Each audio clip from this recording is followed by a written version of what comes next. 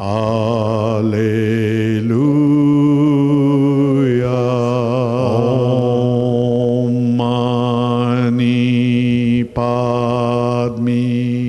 Om. Allah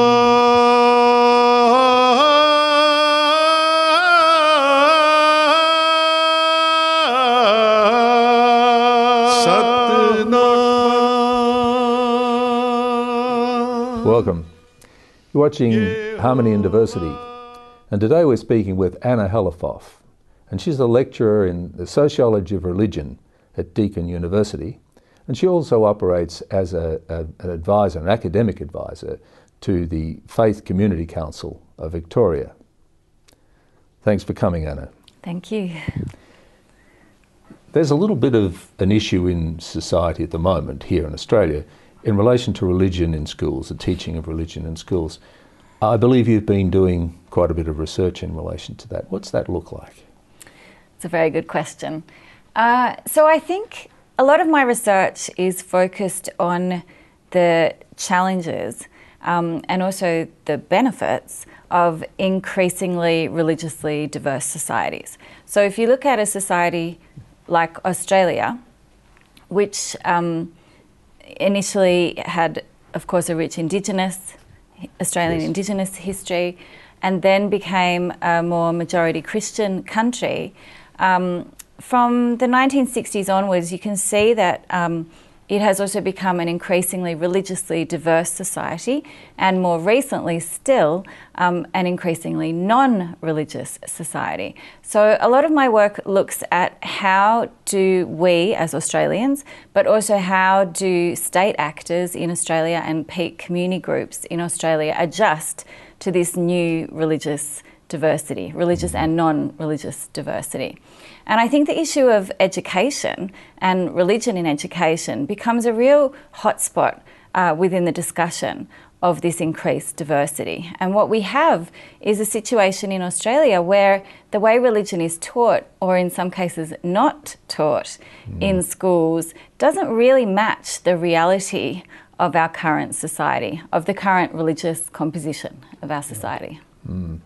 Yes, because at the outset, Australia was divided into two camps of the Catholics and the Protestant. It was quite clear that that was the case.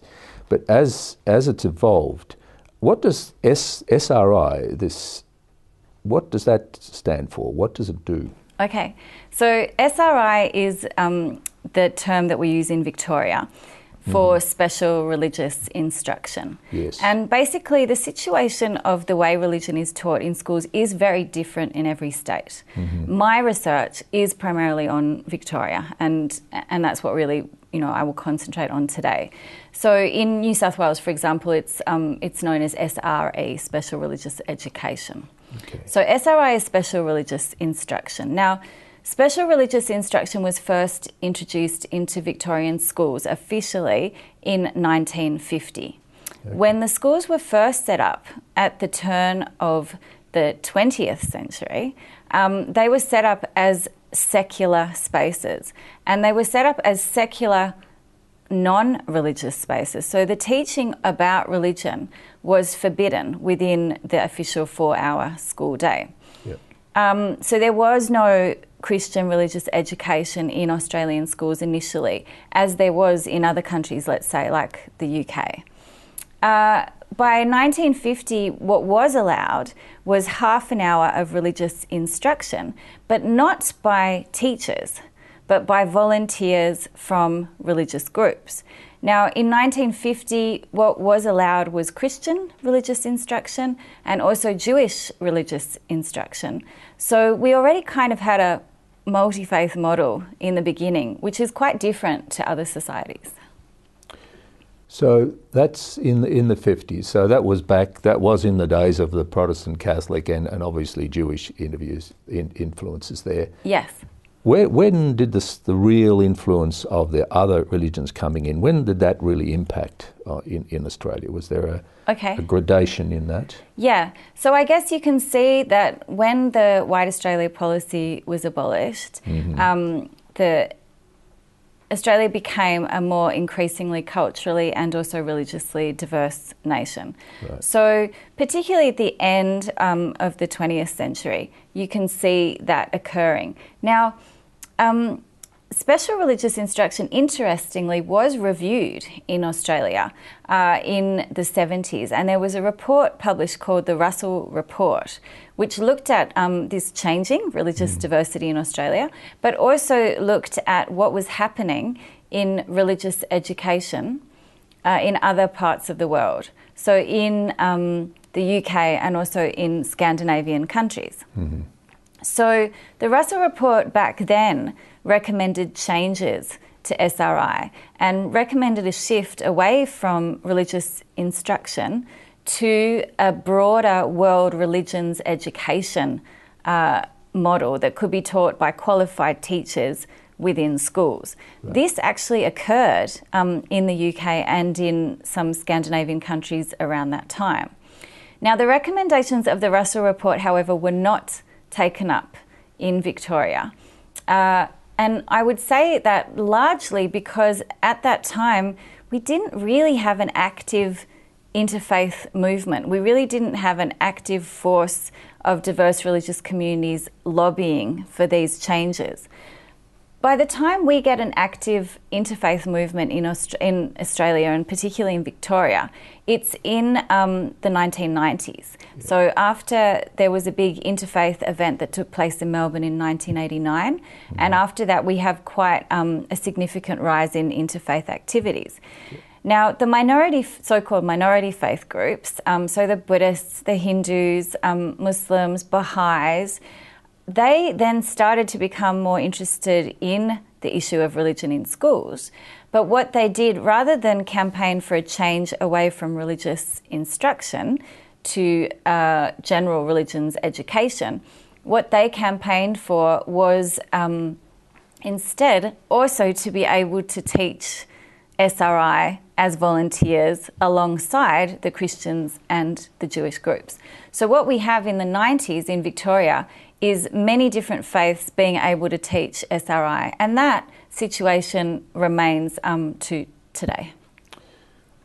And that was a good point, because that's where we have to take a break. Okay. We'll be back in a moment.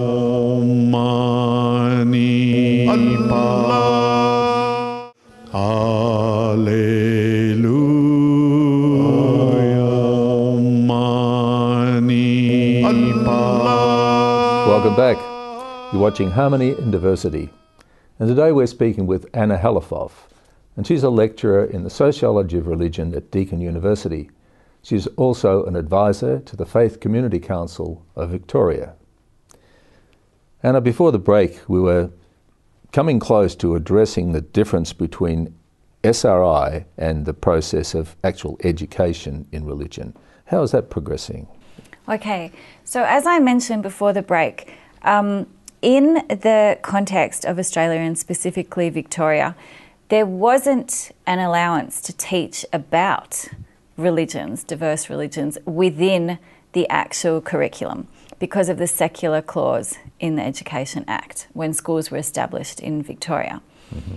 Now, in 2006, there was a review of the curriculum, and from 2006 there was a provision for what is called GRE, General Religions Education. So from 2006 onwards, and you can see 2006, by then it's way after the events of September 11, 2001, which catapulted religion into the media and into the public mind. Right. So there was a lot of negative coverage about religion taking place at that time, but there was also a lot of positive religious activities happening in Australia, and a really significant rise in the interfaith movement, in the multi-faith movement post 9/11. So by 2006, issues pertaining to religion are much more in the mind of state actors. And so there's an understanding that to develop a greater sense of religious literacy and interreligious harmony, there needs to be some knowledge about religion, and that kind of knowledge about religion would not contravene secular principles as long as it was evenly taught, as long as students learn about all religious faiths. So from 2006, that becomes possible in Victorian schools.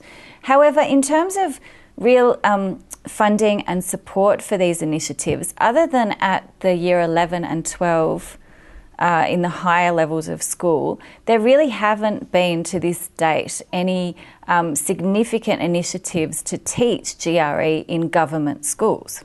Right. In faith-based schools, however, there have been some wonderful programs developed and run about diverse religions and also beliefs. So I think the other thing that starts happening in the mid-2000s is a realisation that we're not just living in a multi-faith society, but that also, as I said earlier, we have a rising number of people who do not believe in religion.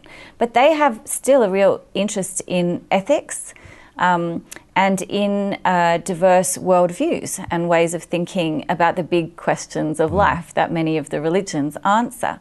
So what we're using the terminology, which is also used internationally, rather than calling this education about diverse religions GRE, we're calling it education about religions and beliefs, so that it could be inclusive of both religious and non-religious perspectives.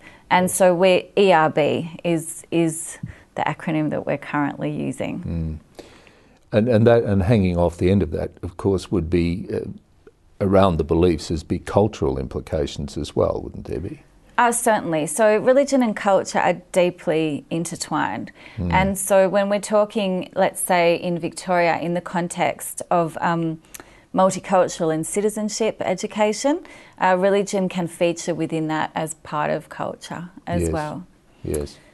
So you have the sense that we do have research that demonstrates that some of the programs that have been run in faith-based schools, or there are also programs that have been developed and have been run by interfaith organisations, and they've been implemented in faith-based schools and in a small number of government schools, that those programs can be really effective in teaching about religious diversity and in fostering a sense of understanding among diverse religions in Australia.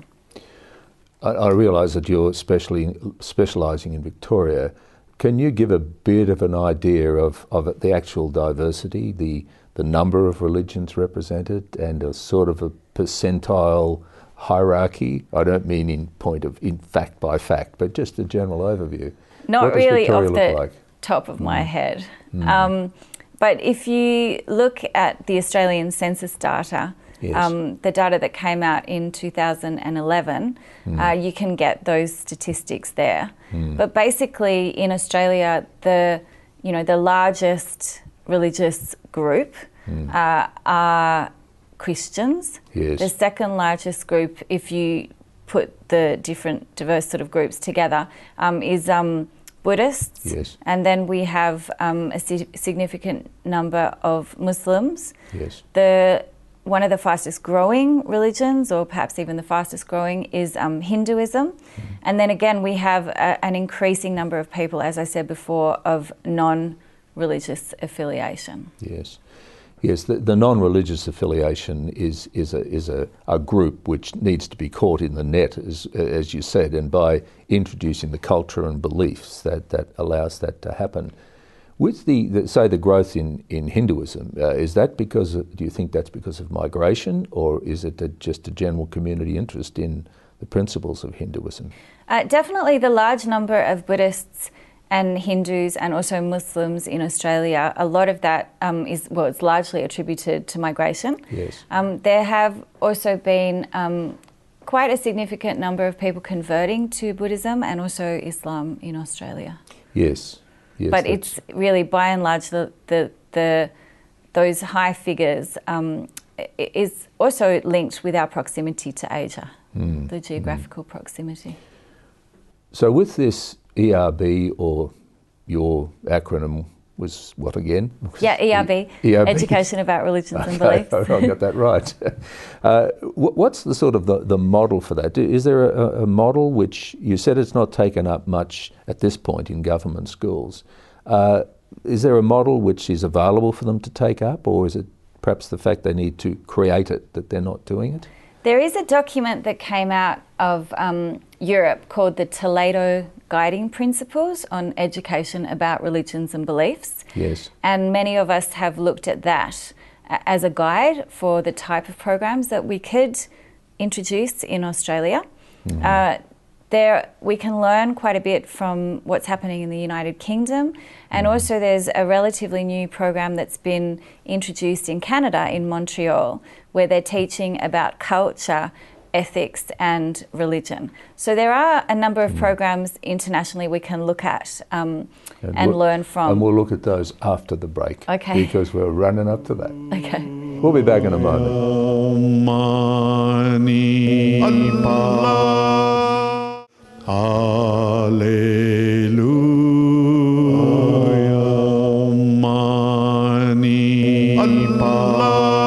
Welcome back.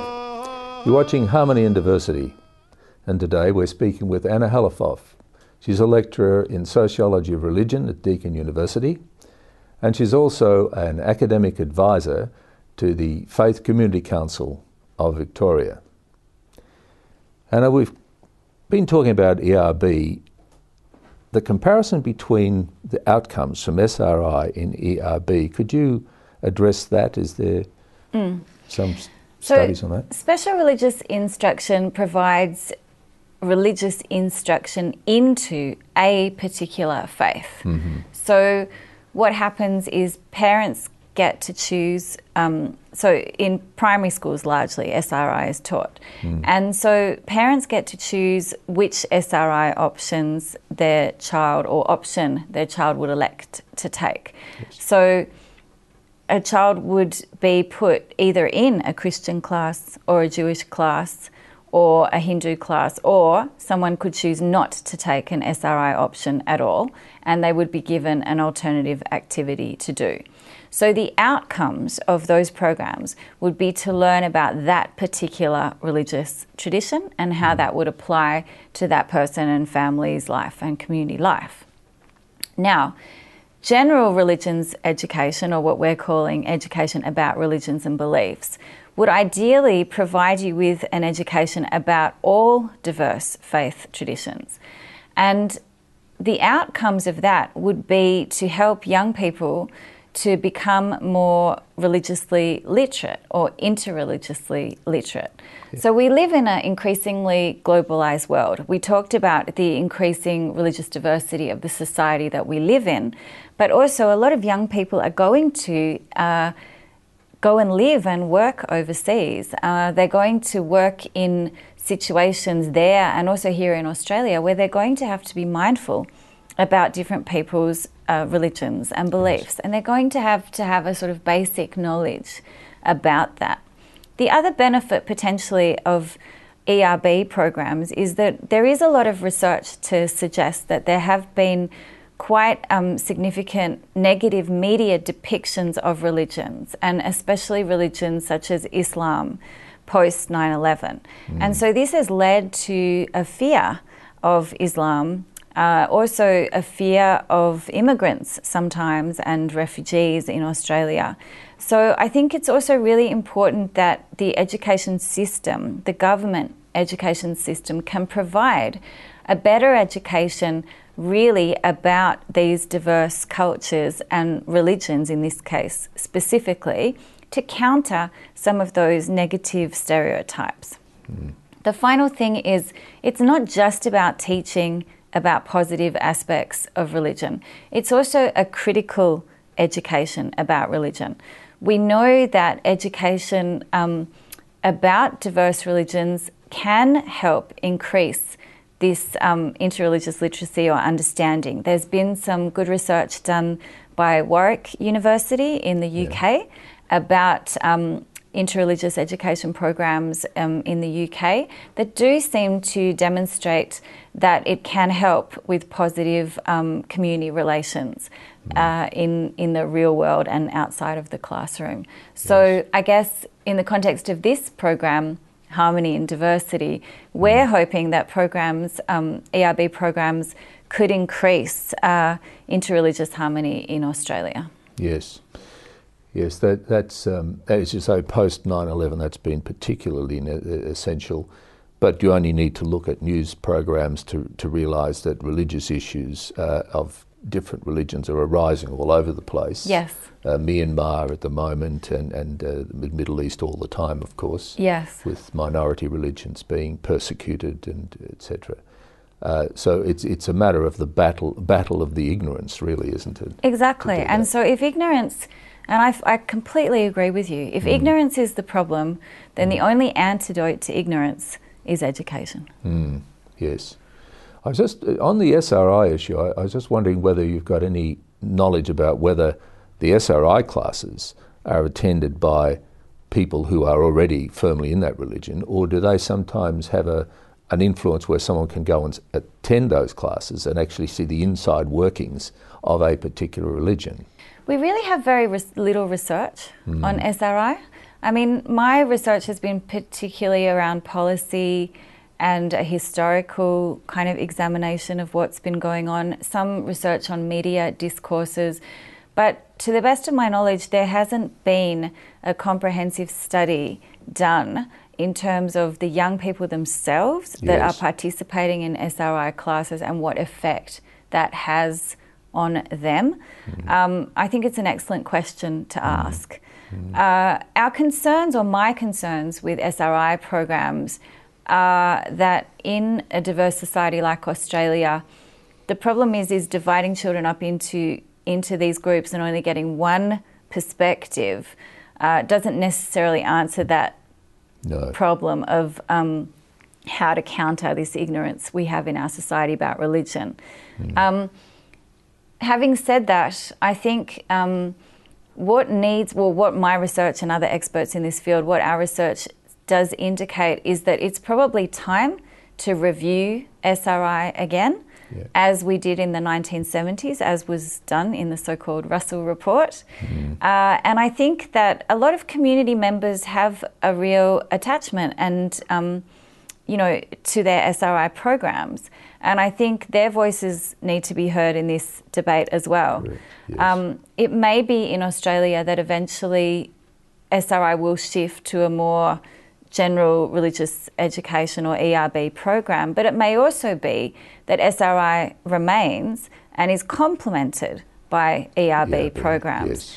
As long as SRI can adapt and become more equitable so that different groups are also provided with the same opportunities to teach in schools, so we can actually provide more SRI options.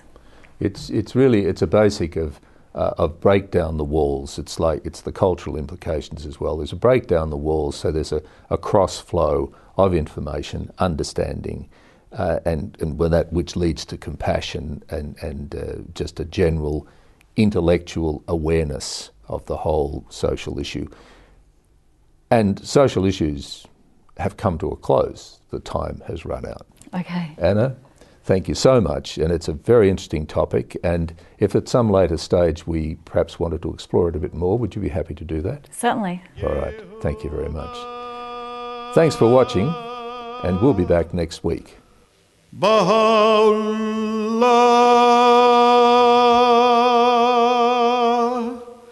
Shanti Om,